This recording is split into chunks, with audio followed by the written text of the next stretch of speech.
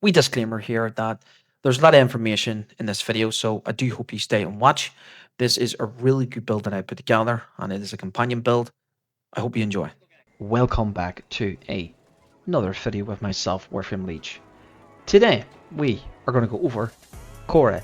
Yes, Khora is the companion frame. She has a companion, and I can also have a companion. She is the only frame in the game that can have two companions equipped at a time. So I got a banger. I have got a banger build for you today. It's done a lot of testing, a lot of everything, a lot of forma. Thank God for Pledge Star. Thank you, thank you, DE. And here is the end result. So I'm going to show you this build and what I have for you in action in a tile set. Guys, I'll see you then. Okay guys, we are here. We're in a Luna survival, as you can see.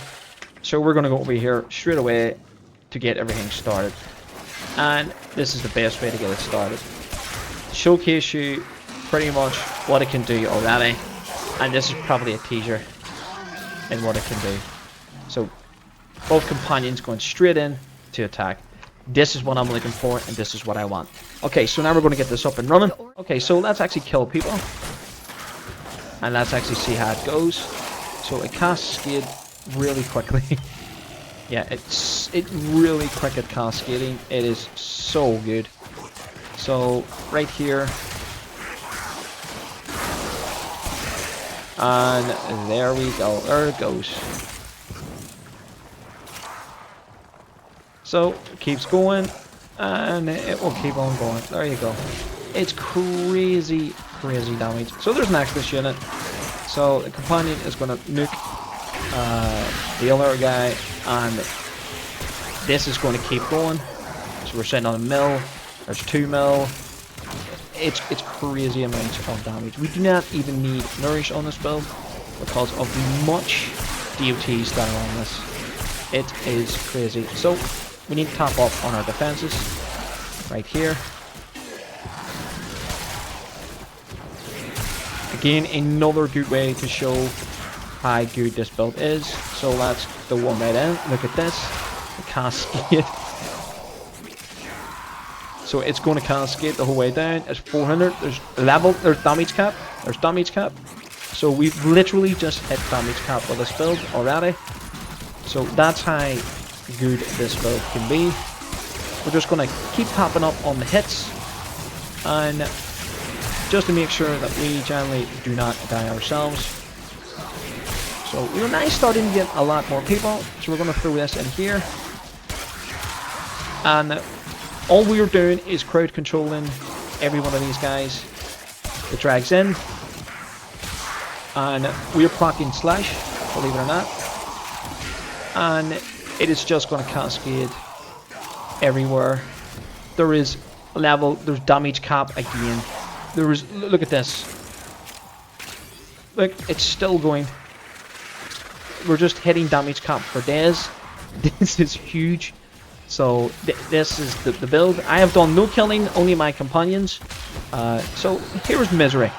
Okay, so Misery. So what I want to do is, I want to proc a slice, and they're going to attack Misery. So I literally have not touched Misery. I'm literally going to scratch my shoulder because I literally didn't kill Misery. My companions did. Yes, that's how good this build can get. I proc slash, and my 2 companions go and attack the person that is have a slash proc on them. This is a companion build, and we have a lot to talk about when it actually comes to putting this build together. This is huge, and I mean a huge amount of information that we literally need to put together. And yeah, so it procs a lot of DOTs, and it procs viral on its own because of the weapon that I'm using. And it's a very a unique weapon, and not much you hear. I didn't even touch these guys, and they're literally dead straight away. So there's the Lunafrax, dead just like that. I didn't even touch them. Yes, guys. Yep, crazy amount of DOTs. So all I can say is that I will see users in the background in the arsenal. Before we do go, both our companions are down, so this is perfect. So we hit 3 and we hit 4 to pretty much get our companions back up. That is huge for our demonstration on the build. That is absolutely huge. This time, guys, I will see you in the back room in the arsenal. Guys, I'll see you now. We're back in the back room and we are in the arsenal. Now, guys, you know the drill. Let's go over her passive till her 4. Now, her passive is that she has a Khora that fights by Khora's side and provides her with a 15% speed boost while active. If killed, the Fury will reappear after 45 seconds. So okay, so it's pretty much of a cooldown. It is literally her passive, so you can technically helmet out her 3 if you decide to. Onto her 1, Whip Claw. The Whip Claw is literally, as it says, it literally whips out a claw and it gives you a PS, Impact, Puncher, and Slash. It has a range and a radius. This ability is affected by Strength and Rage, and it has a beautiful augment that we will get into. And we have our second ability is Ensnare. This is pretty much her CC that groups. It's like a very good grouping ability. I like it, but you don't really need it in the build, but you can use it to make sure that you ensnare your acolytes or any beefy opponents, or you just want to. It's like a pretty much a defense, but it's also there to create control. It's really good. And we are on to her 3. This is pretty much her Gavat. This is really good. She has 3 stance: attack, protect. So attack, protect, and obviously the last one is heal. So the Gavat will be healing Khora and herself. The attack will pretty much be attacking. You have the snare damage, and the protect will pretty much be protecting her. So it's pretty much a heal posture, give or take. Onto her 4th, and that is her Strangle Dome. Her Strangle Dome is pretty much you put a dome and everyone gets caught in her dome. Does a 360 spin for days, and if you're using her augment, that gives you extra resources of 60% of the resources to be precise. Yes, this is why I like to keep Khora as a looting frame, because of her Strangle Dome and her augment. They make it where you get a lot more resources, and if you want more resources, you can actually pair this with Necros and his Desecrate, obviously despoil. Perfect. You will get increase of loot. It is crazy. So let's go over the Archon shards that we have on Khora right now for the build that we are using, and we have 4 Tri-Forged Chrism Archon shards, and they are all duration. Yes, these are all duration. The reason why is I will get there and I'll show you whenever it comes to the build. And we are using 225 plus armor on the Tri-Forged blue shard. It will make more sense whenever we get into the build. Now, we're going to go and show you the build right now. Configuration C is literally nothing. We're just here. Configuration A is the build itself. Configuration B is just haven't really put it together. It's just there. This is pretty much the looting part of the frame, but I've took it all away because I want to talk about this build. This build is amazing. I am having fun with Khora right now, and as you can see, we have a lot of armor and a lot of accumulating health that is coming in. Now, let's talk about this build. This build does not need rolling guard, and The only thing that we need is Prime Sure-Footed, and that is it. So, Summoner's Wrath, Prime Sure-Footed, 3 Umbra mods, Fiber, Vitality, and Intensify. We have Accumulating Whip Claw. Accumulating Whip Claw is here to pretty much keep on the whipping, and the good thing about Accumulating Whip Claw is you get 35% extra second damage bonus in your whip, and it will decay over 10 seconds. It is a flat increase, and this stacks up to near 375%, if I'm correct. This is huge for the damage in her Whip Claw, but the Whip Claw is literally there to keep you alive by proccing Arcane Reaper. Yes, Arcane Reaper, the melee kill, you get 24 health regeneration on the 666 armor, and we have Arcane Guardian that gives us an extra 9. We are sitting on a whopping 1101 armor right now. Yes, this is huge. This is 80% damage reduction that we're getting on our health. That's not including the Arcane Guardian and the Arcane Reaper on top of that. That is extra armor. That is huge. This is huge armor. Now, we have adaptation to make sure that we have when we're getting damage, we have resistance to the damage type.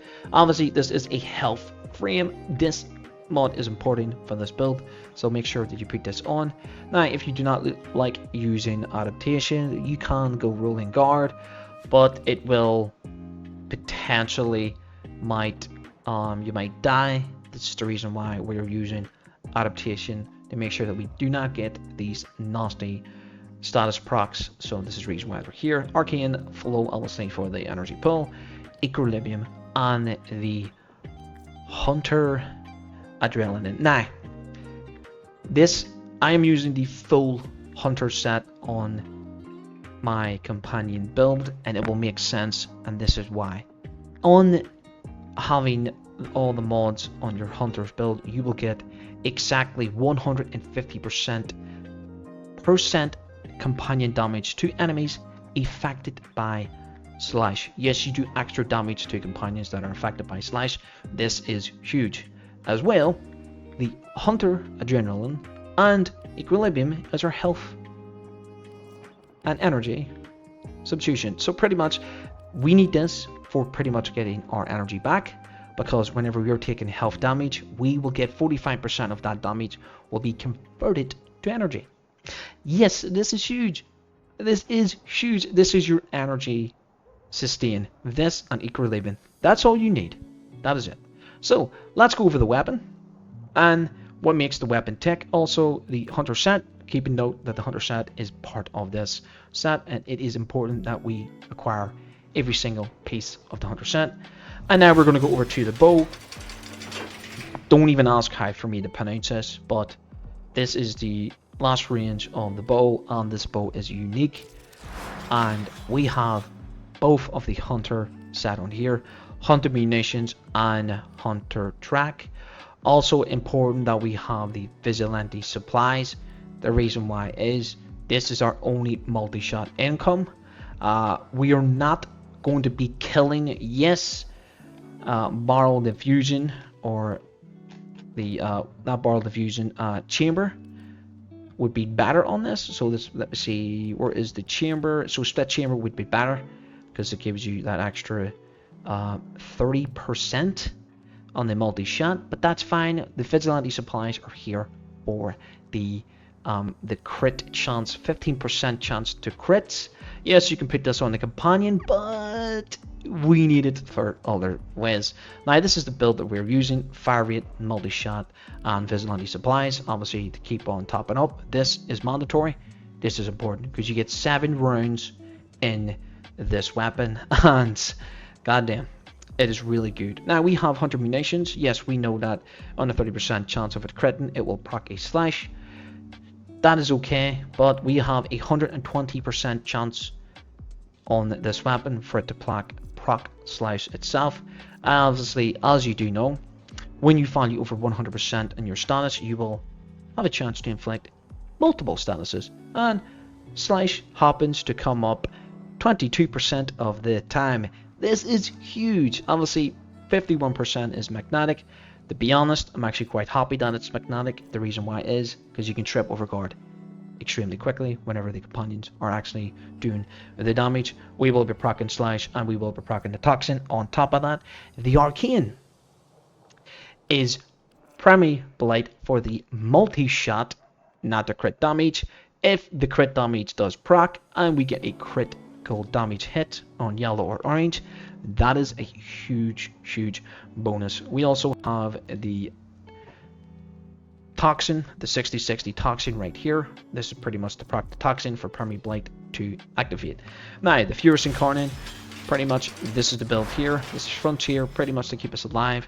We have a bit of Augur pack, 40% of that will be obviously converted into health, well sorry, energy, but obviously our means and ways of health tanking, but no harm in having a tiny bit of shield gating. It is there, and that's the reason why it is there. Now if you want to go pretty much more utility, you can put obviously the bar of fusion, the Argum mod for the dodge speed, and obviously put it in here. It is entirely up to you, but we will be killing with this whenever we need to, so this is the reason why the galvanized diffusion of the shot stays on it. Now we're going on to the Enedem. This is important as well because we will be doing melee finishers with the Enedem, and this is the reason why. So go over to the Incarnate evolutions. We want for the sprint speed. Yes, sprint speed is actually good. Now as you do know, we have attack speed. So we have 40% attack speed on the Incarnate activation. We will be activating the Incarnate, so we get 40% attack speed. So please do not go and get attack speed whenever you have 40% on the activation. It is stupid. With 40, and all you need to do is put more attack speed on the weapon, but we do not need it because of the 40% attack speed. We are going to go on to the second, and that is the finisher damage. Yes, the finisher damage is important. Is the reason why, because it is a finisher dagger that we need, and obviously reason 3x combo, very important because the more we're in Incarnate, the more attack speed that we get. Obviously on finisher, you will stun enemies that are around you in a 10 meter radius. This is also good, that keeps the stun up. Now we go into the build itself. Chris Kendall is there to make sure that we stay at 12x combo, because obviously the higher the combo is, the juicier the damage is going to be whenever we are finishing. Obviously the Organ Shatter will need to be fully maxed out. The Organ Shatter that I do actually have, I would need to max this out. So make sure your Organ Shatter is maxed, obviously not 60, so this goes up to 90%. So as you do, obviously I need to formula this one more time. So realistically, I can actually do that now because it's maxed out. So we're going to formula this one more time right here, Organ Shatter. And it's 90%. Absolutely perfect. And there we go, 6.1 crit damage. This is good. Now I obviously have the Enedem dagger. So realistically, if you do not have this, this is slice, critical damage, and range. All this is range. This is it. So put the range on. That's it. If you don't have prime range, just put normal range on. If you do not like using range, then put on something else like Berserker Fury or an attack speed. It is entirely up to you. But I do not have any attack speed on my weapon because we get 40% attack speed in the Incarnate activation. So having attack speed on the weapon is just pointless and you're missing out on damage. But make sure that you put in the Convert Lethality and the Finisher's Touch. Both are important for this. And so we're going to have 220% finisher damage from our weapon, our trait, convert. So 60 and 60 is 120 plus an extra 100 is 100. So that's 220% we are having on the finisher damage, and that's not including the crit tiers that we go up whenever we have Blood Rush and Gladiator Might. This is huge for the build. Now, let's get into the companions. The companions is the most important part of this build because it is a companions build. It's the reason why we have Summoner's Wrath. We will get extra damage on top of that. Now, we are going to go on to the Kavat. This is important as well. Now, as you can see, we have Hunter Recovery and Hunter Command. Yes, Warframe healed for 30% of the companions damage. We also have another heal coming in, and that is from your companion is healing you. This is one of the reasons why that we have won the health tank, because of Hunter Recovery. We need to keep and we need to use this as well. Hunter command is now. This is important that this is applied. Applying a slash status to an enemy causes the companion to attack them for 6 seconds. This has to be on your weapon. I've already tested this. Your ability does not work. Now, because of this is a companion build, we're obviously going to use continuous spawn. Yes, continuous spawn literally can nuke. As you've seen in the showcase, I did damage cap with a companion build, and it keeps on cascading if there's enemies there. I did minus 256. That is literally close to doing billions of damage, close to trillions of damage with this build.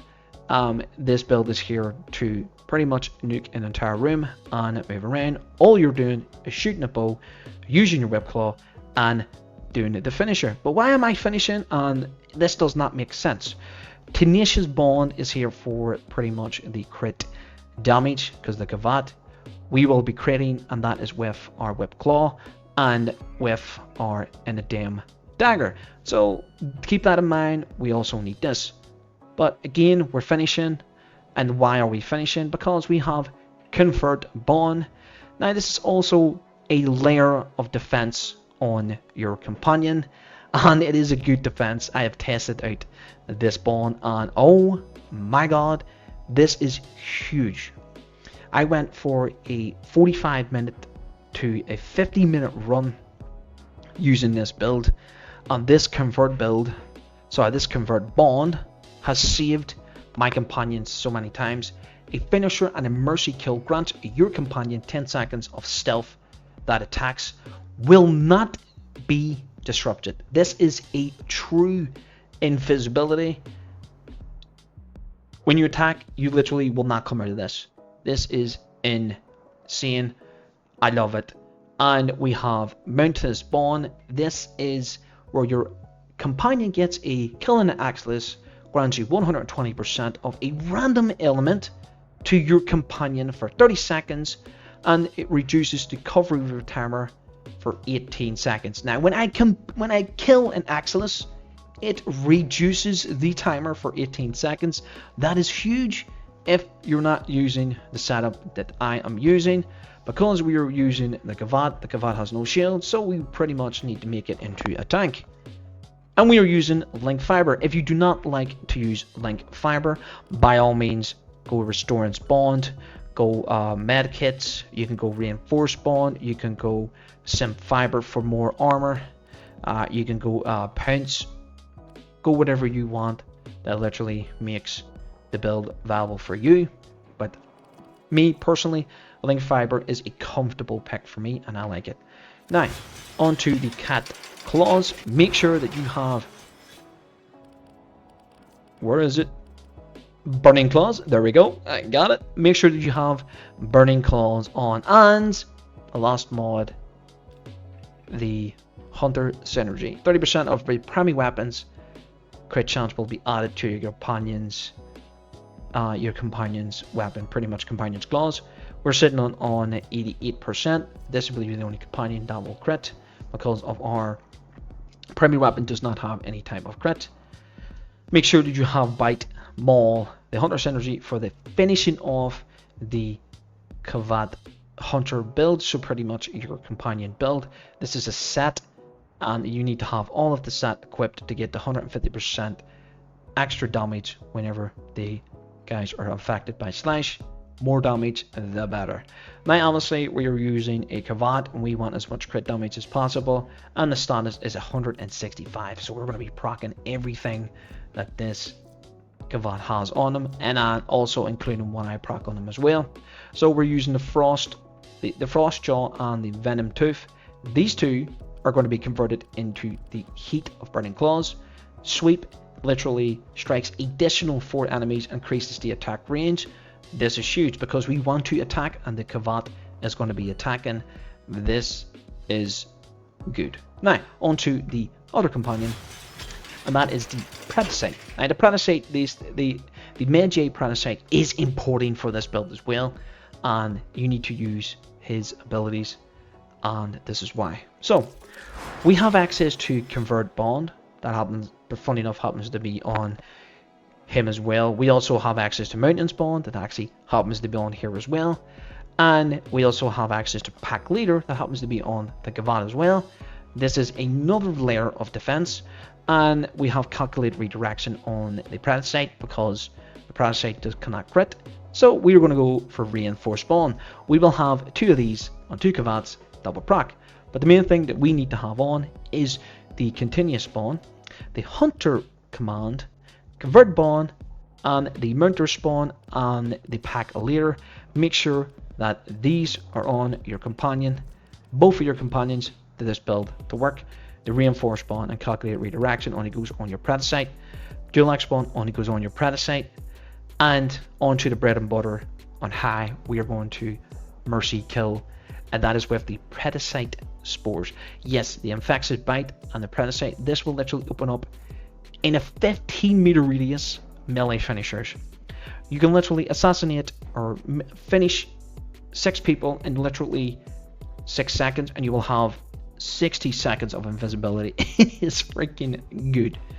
On this build, there's so much to do in this build, and it is hella fun, and it is crazy good. I'm so happy with this build, and we're going to go on to the Magic Claws. The Magic Claws has 45.1%. It's a balanced posture. Same again, the exact same build on the Magic Claws. That is actually on here. We are not using the Mega Site, the Mecha Site at all. We do not need it because the Predacite, the Magi Predacite, also procs continuous spawn as well. The Gavat does it easier because the Gavat is hitting 4 enemies at a time. And yeah, this is pretty much insane. This is it. Yep, I absolutely love it. But yes, guys, this is the build.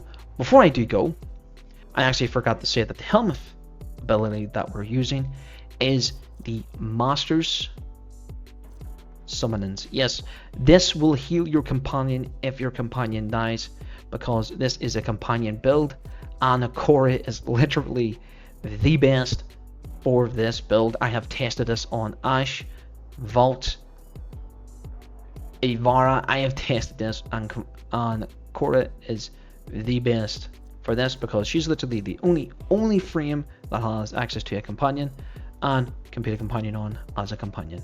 So yeah, this is it, guys. I hope this build has helped you in any way. I hope you have enjoyed it. I am so sorry for rambling on, but there was a lot to take in with this build, and yeah, can hit damage cap very easy. You don't need to kill, your companions do it all. But yes, if you have enjoyed, please leave a like and subscribe to the YouTube channel. I will be leaving all of my links at the bottom. Come and drop a follow. Come and drop a follow on the TikTok and the Twitch, and come and join the Discord if you decide to, and that is to join the community and the clan, and to pretty much keep up to date and when I do go live on both of my platforms. Guys, I really do appreciate it, and I will see you on the next one. Peace.